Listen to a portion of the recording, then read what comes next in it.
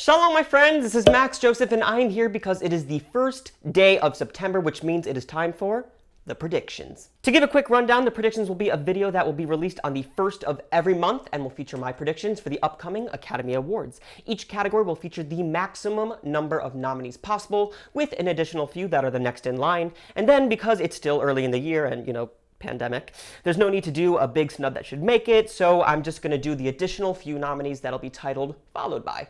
And I won't always get into detail about every single pick, because then the video would be 9 hours long, so I'll always talk about my pick to win, and then some other highlights on the list. And obviously, with COVID-19, everything is still up in the air. Things are still getting postponed, things are actively changing, but I'm going to go with what I know, and right now, I know that the Oscars will be on April 25th, 2021, live at the Dolby Theater on ABC, so predictions must be made. But before I go into my predictions, please make sure you like this video and subscribe to my channel, and ding that little bell to get notified whenever I post new videos. But more important than that, please make sure that you are registered to vote and cast your ballot when the time comes. Register to vote at www.vote.org. Before I get into my predictions, here are the results for the first ever Your Predictions. There were literally thousands of votes, so thank you so much for voting, my friends, and making your voice heard. This month, you voted for Best Picture, and here are the results. In the 10th slot, you voted for Hillbilly Elegy. In the 9th slot, you voted for Soul. In the 8th slot, you voted for West Side Story. In the 7th slot, you voted for The French Dispatch. In the 6th slot, you voted for Tenet. In the 5th slot, you voted for Ammonite. In the 4th slot, you voted for Dune. In the 3rd slot, you voted for Nomadland. In the 2nd slot, you voted for The Trial of the Chicago 7. And the winner, you voted for Mank. Thank you so much for voting, my friends. Next month, we'll have even more categories. So keep an eye out on the community tab and make sure you're subscribed so you get that notification when it's announced. And so, here are my predictions for the 2021 Oscars, September edition. Best Picture. So, we have so much to discuss here, my friends. A lot has happened this month. We've had trailers, we've had film festival announcements, first images, everything. So here are the leading players and where they'll be playing festival-wise. Also, if you're confused why movies like Mank and Chicago 7 aren't at these festivals, that's because Netflix has decided to not participate in any of the festivals this year. Will it hurt them? Possibly, but there's just no way to be sure because nobody knows what is actually going to happen because there are no rules for a global pandemic. Anyway, leading players and where they're playing, where they would have played, as some festivals have been canceled but announced their lineups. Now keep in mind, just because you have a slot at a festival doesn't mean that you're getting nominated. It's probably more likely, but it's not for certain. Last year, New York Film Festival's closing night was Motherless Brooklyn. Year before that, at Eternity's Gate. They seem to have more luck with their centerpiece and opening night the last couple of years, with all 4 of those films getting a nomination. 2 years ago, they had The Favorite as opening and Roma as the centerpiece. And last year, Irishman and Marriage Story. But what's interesting is that they haven't had the eventual Best Picture winner as their opening night, centerpiece, or closing night since Birdman in 2014 at the 52nd Festival. And it was also the closing night film. Before that, the last time they had the eventual winner was in 2007 at the 45th Festival, when No Country for Old Men was their centerpiece. Have they had the winner in the lineup? Yes. But I think it's interesting that most of the time, at least recently, they aren't the ones being highlighted. Also, this year is just so different because Netflix won't be there. And in case you didn't know, 3 of my 10 are Netflix, including my top 2. So this year is tricky because at least 2 of the big films won't be premiering at any festivals. But because Mank and Trial of the Chicago 7 have literally all the pieces to win this thing, that's why they're at the top. Mank has been the one to beat since the beginning, although I was really hoping for Five Bloods, Netflix by the way. But Mank is the one that Netflix is gonna throw all their money at. They know that this is gonna be the best chance they have at finally winning Best Picture. You have an all-star director, an all-star cast, and an all-star production team. And if it fails, they have Chicago 7, which also has those exact same qualities. But because of the story that Mank will tell, it seems just a little too good for voters to pass on. Best Director. I'd feel ridiculous to not include the top 3 at this point. because I think that this race is gonna be between Fincher, Sorkin, and I'm hoping Chloe Zhao. Like I just said, festivals don't mean everything, but they do mean something. And Nomadland is playing at Venice, TIFF, New York Film Festival, and Telluride. That is a lot of festivals, my friends, and word on the street is that it deserves to be there. So as much as I'm thinking that it's Fincher versus Sorkin, I think that it's actually Fincher versus Sorkin versus Zhao. And I'm not as confident about there being a clear winner either. Nobody's gonna take a big lead until the first screenings happen. Because Netflix isn't going to any festivals, this is uncharted territory. It's very exciting. But because as of now I believe that picture and director are gonna be the same, I'm gonna stick with Mank. Fincher has never won director, nor has Sorkin or Zhao. But Fincher seems to be the one who will get there first. But also, that trailer for Ammonite is glorious. Absolutely stunning. And it told me a lot about what this film will be. So I think that Francis Lee is really good to make this lineup. That fifth slot is where I'm just a bit unsure. I think that one is up for grabs. I don't see it being a Cold War kind of situation where it's a director whose film wasn't up for Best Picture. So I think that it's somewhere in those 6 films. And the one I'm going to go with is News of the World, with direction by Paul Greengrass. He missed on a nomination for Captain Phillips in 2014, despite getting in for Best Picture. He already has one nomination for United 93 back in 2007, but I think this may make it his second. Also, he's working with Tom Hanks again. And that's always promising. Actress in a leading role. We have a new winner. My friends, I am now predicting that Kate Winslet will earn her 8th nomination and 2nd win. That trailer did it for me. I think that this is going to be the greatest performance of her career. Bold, but I'm going to go there. Now, where does that leave Michelle Pfeiffer? Well, I'm beginning to worry that if she isn't the frontrunner, she may not even get nominated. But I'm keeping her because I want to see a trailer before I start making ridiculous moves. I'm not counting her out quite yet. Also, Viola, my favorite female actor of all time. She's working on another August Wilson piece, which kind of tells me all I need to know. Because you may remember her Oscar-winning performance in another Wilson play, Fences. So if she pulls off even half of what she did in Fences, we may be looking at her 4th nomination and 2nd win. Then we also have Frances McDormand. Oh my. This category is ridiculous. McDormand is someone who you just always have to look out for. And since she's the leading player and a potential Best Picture nominee, it feels like a real possibility. Also, she's literally one of the most talented humans on the planet. And new addition, 6-time nominee and absolute genius, Amy Adams. I've been hesitant on adding her here just because I think that all the focus is going to be on Glenn Close, but there's no reason why Adams shouldn't be considered as well, assuming they go lead in supporting. So I'm going to bring her into this lineup, but I'm not feeling confident quite yet. Because we have Jennifer Hudson, who is playing Aretha frickin' Franklin. We have Rachel Zegler playing one of the greatest leading ladies in the history of musical theater, and a bunch of other incredible women who are gonna be big-time players. This may end up being my favorite category of the season. Second, actor in a leading role. We have a new winner. Remember when I said last month that assuming Lindo goes lead, I have a hard time believing he's not the frontrunner? Enter Academy Award nominee, Daniel Kaluuya. I'm sorry, but if an Oscar were to be given for a performance in a trailer, it would go to Daniel Kaluuya. Oh my goodness. That man is one of the most talented people working right now, and he is gonna go off in Judas and the Black Messiah. And again, like I said last month, I am still worried that too much time will have passed by the time nominations start and Lindo will be forgotten. I'm praying he won't be, because he 100% deserves the nomination, if not the win. So between the two of them, Gary Oldman, who I'd be shocked if he wasn't nominated, I feel pretty good about these 3 getting at least a nomination.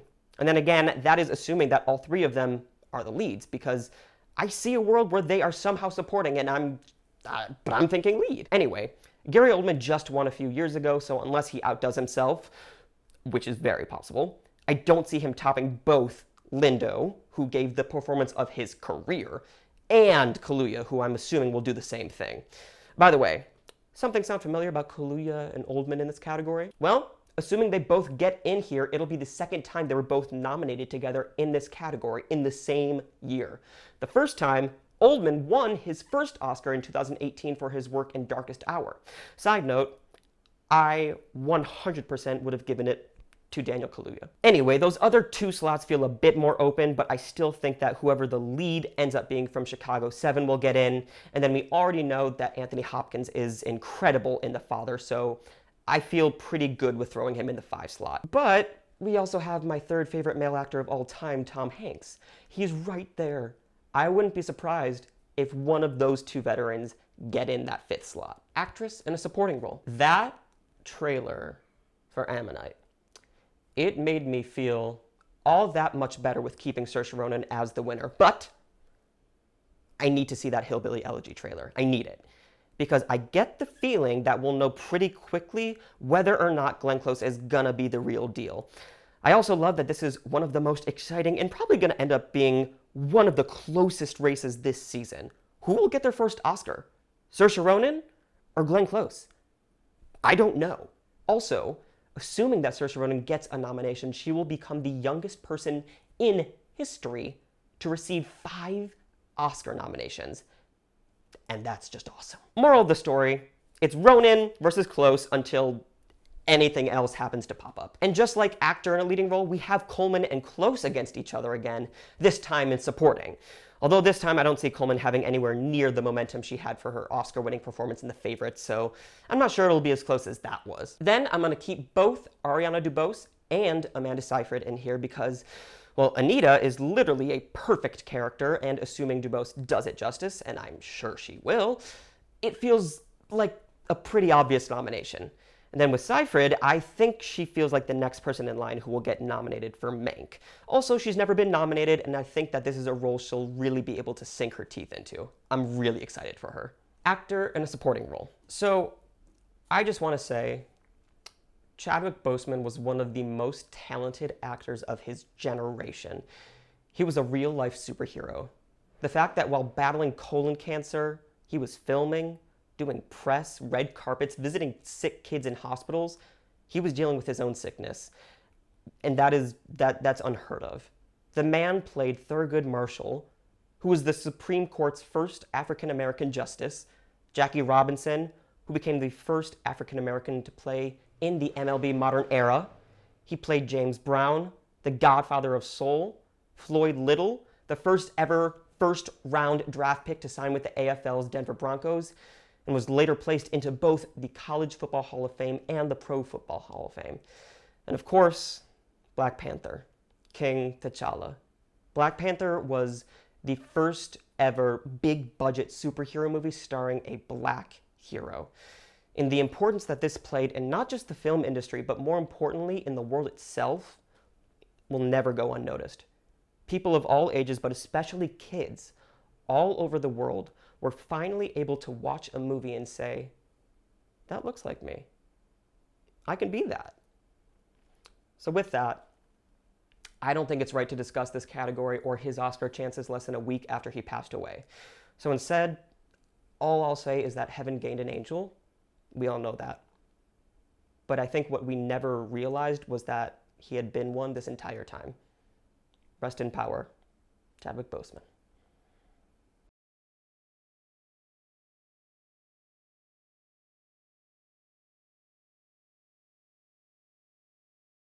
Original screenplay. My friends, I'm gonna hold strong on Chicago 7 winning screenplay for now because, in my mind, Sorkin is gonna win something. And if he doesn't win picture or director, it would make sense that he wins screenplay, especially given that he's been nominated 3 times, won it once. And if I'm being honest, I think he may be in the discussion for top 5 writers on the planet. Like, Aaron Sorkin wrote The Social Network, which was his win, Moneyball, Molly's Game, Steve Jobs, Charlie Wilson's War, The American President, A Few Good Men. He's unreal.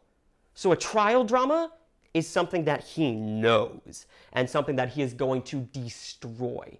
So even though Mank is the front runner for director and pick, I'm gonna stick with Sorkin and Trial of the Chicago 7. But he's obviously not running away with this because the top 3 below him happen to be in my top 5 for Best Picture. This isn't closed, this is wide open. It wouldn't be surprising to see any of these take it in the end. Adapted screenplay. It's Nomadland until I hear otherwise. It's playing at every festival, and its biggest competition is Hillbilly Elegy, which obviously has a chance, especially since Oscar-nominated Vanessa Taylor's text will be read by Amy Adams and Glenn Close. But Chloe Zhao's Nomadland at this point seems to have this one in the bag. Zhao will become only the 8th woman to win this award in history, and it's gonna be awesome. Animated feature, going back a little bit, my favorite category. Anyway, unless Over the Moon is better than an original Pixar movie that features Jamie Foxx, Tina Fey, Daveed Diggs, and Angela Bassett, Soul's gonna win this, and it probably won't even be close. But I'm not counting Over the Moon out quite yet. I do think the trailer is beautiful and that Netflix is so close to winning their first animated feature Oscar like they did last year with Klaus, but Pixar. And I'm sure you can say it with me because I say it every month, but my favorite stat is that when Pixar is nominated for an original movie, aka not a sequel, it has only lost twice. It's 8 out of 10 for original films. And truth be told, at this point, I don't see anything coming within speaking distance of these two films, but we'll see. Maybe something will come out and we're like, oh, this is it. But Soul, I need it to come out. I want to see it. I need it in front of my eyeballs. Cinematography. First, Warner Brothers just confirmed that the full Dune trailer will debut on September 9th at 9 a.m. Pacific, so set your alarms now because, oh my God, it's finally happening. Anyway, the only change here is that Ammonite moved up to 2, and Nomadland and Mank moved down. Those amazing moments from Fontaine's photography in the Ammonite trailer gave me all of the goosebumps. So if for some reason Dune isn't what we think it's gonna be, which would shock me, it'll be a toss-up between Ammonite and Nomadland. We'll have a better idea once we get that trailer for Dune. My guess, Greg Fraser is gonna win it in a landslide. Production design. Nostalgia. Nostalgia. It's just a thing. That's right, my friends. I'm still gonna stick with Mank because I really think voters are just gonna eat it up. But here's the thing. I wouldn't be surprised if Dune wins it. The last decade of winners in this category are Once Upon a Time in Hollywood, Black Panther, The Shape of Water, La La Land, Mad Max Fury Road, The Grand Budapest Hotel, The Great Gatsby, Lincoln, Hugo, Alice in Wonderland. So it's kind of all over the place. We have period, we have sci-fi, so my thoughts are Mank and Dune fit in at least one of these categories, so it really wouldn't be surprising to see it go either way. Also, I'm not going to quite count out Tenet yet, but Nolan films haven't ever won this category, so I don't think this is going to be the one to do it. Now, not to get hopes up, but I have heard rumored that there's a chance, not likely, that French Dispatch gets released on time. If that happens, this category and pretty much every other one is wide open. But I wouldn't bank on that. Dune, Dune, Dune! Also, kind of feels like an easy win as of now.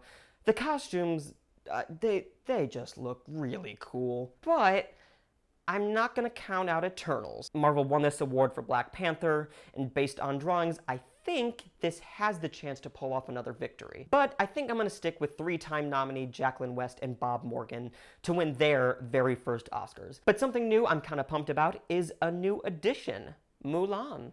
I think the design of that film is brilliant, and the costumes are amazing. Film editing. Speaking of Dune, Dune, Dune, the dreaded but incredibly important film editing.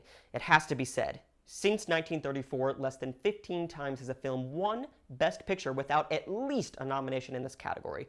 So if I were you, stick a couple of your Best Picture players in here. And that doesn't mean you have to have your Best Picture winner be the winner here, because mine is my 9th slot for pick, but also it's Dune. And it's Joe Walker, who already has 2 nominations under his belt. And his last nomination was with another Denis Villeneuve film, Arrival. So the two already have a fair amount of success together. He actually ended up getting a BAFTA nomination for Blade Runner 2049, but somehow missed out on the Oscar. Not sure how. And then his nomination before Arrival, 12 Years a Slave. So to say that this has everything it needs to be the frontrunner would be an understatement. All the cards are in place. Soon we'll find out how they're dealt. Makeup and hairstyling. So I've been on board with Mank since the beginning, and I'm gonna keep it that way, for now. What I will say, I was scrolling through Twitter, which is always an accident, and I happened to see a screenshot someone posted of the leaked Dune trailer, which I do not support and actually infuriated me, by the way. Anyway, Although I only looked at it for a second because I scrolled quickly past it when I realized what it was, it led me to believe that some of the makeup and hairstyling in Dune is going to be kind of amazing. So I'm not going to make the switch quite yet, but if we get in this trailer what I think I saw, I'm very excited, and I wouldn't be too surprised if I switch it next month. And if I dreamt it, then it was a very exciting dream. Whatever happens, I think there will be some strong contenders this year. Sound. Just sound. We have a new winner. So now that we know that Tenet will be eligible, I feel better about putting it as the winner. But I still think, based on the hype that I've heard from Dune, that this thing is gonna be a technical masterpiece. And it really is tricky trying to decide between the two, especially since Nolan films do really well in these sound categories, because his films have won or been nominated 8 times in them. And because he's keeping Richard King, a 4-time winner, 3 of those with Nolan, the choice feels obvious to take Tenet. But I think this may end up being a Mad Max Fury Road kind of year, where Dune basically just sweeps all these technical categories. Not in a default kind of way, where it's like, yeah, we might as well vote for Dune, because it's winning everything else, but because it actually deserves it. Mark A. Mangini and Villeneuve are back together after previously working together and earning a nomination for Blade Runner 2049, and it's a beautiful match. Oh, speaking of Mad Max Fury Road, guess who has an Oscar for that film? Mr. Mangini. This race could be a tight one, but I'm gonna go with Dune. Visual effects. Last month I said Dune versus Eternals versus Tenet, but now I think it's probably Dune versus Eternals.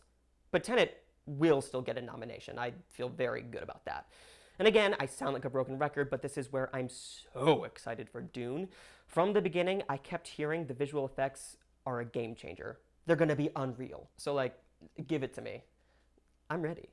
But at the same time, I really want Marvel to win this award. It is beyond me that the Marvel Cinematic Universe does not have this Oscar. Like, it blows my mind. And unfortunately, I don't think Eternals is going to be the one to do it. Also, assuming Eternals and Black Widow both get in, this will be the first time since 2014 that 2 MCU movies get into this category. And I'm not still really banking on Black Widow getting in. They may want to spread the wealth a little bit. Original score. Wait. I know I just said that the last category is what I was most excited about for Dune, but I take it back. This is what I'm most excited about for Dune. Because, oh my god, the score for Dune is going to be one of Hans Zimmer's greatest achievements. Also, if my math is correct, which it never is, this would be Dune's sixth win? Which begs the question, is this actually a Best Picture contender? I don't know, that's for another video. And last, since we're under the impression that Annette is out of the running, I'm gonna put Ammonite in its place. Which is so sad, but also like, front runner for next year? Original song. Well, Annette is out, so once again, it's No Time to Die's to lose. And unfortunately, although nothing else has really come out, this is gonna be a pretty easy one to call. But I'm hopeful that because we haven't heard anything from Soul, and it is very possible that there is new material in the Prom and West Side Story, maybe that'll happen. And if that's the case, maybe Billie Eilish isn't gonna run away with the thing after all. We'll find out, hopefully soon. Those are my predictions for the 93rd Academy Awards. Let me know what you have predicted in the comments. Agree? Disagree? Let me know. And so, my friends, thank you so much for watching. Please make sure to like this video, give me your thoughts in the comments, subscribe to this channel, as well as follow me on Twitter, Instagram, and Letterboxd at mjoseph492. Like my page on Facebook, which is facebook.com/MaxJosephFilmPerson. Join the Amino live chat, which is open 24/7, 365. And if you really love me, please consider being a member of the channel, where you can get member-only content, guest interviews, giveaways, and lots more. You can even give me a film to review, a 10th of the month top 10 category, a ranking, or a song to sing. And that video will be dedicated to you. Shalom, my friends.